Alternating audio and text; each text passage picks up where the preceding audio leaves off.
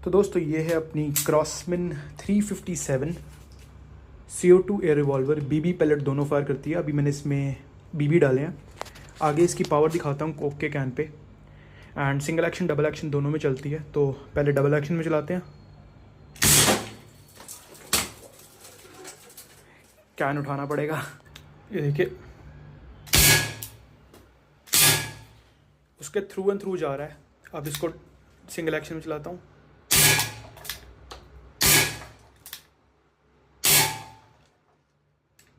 ये देखिए दोस्तों 6 शॉट डलते हैं एक बार में, बहुत ही सही चीज़ है।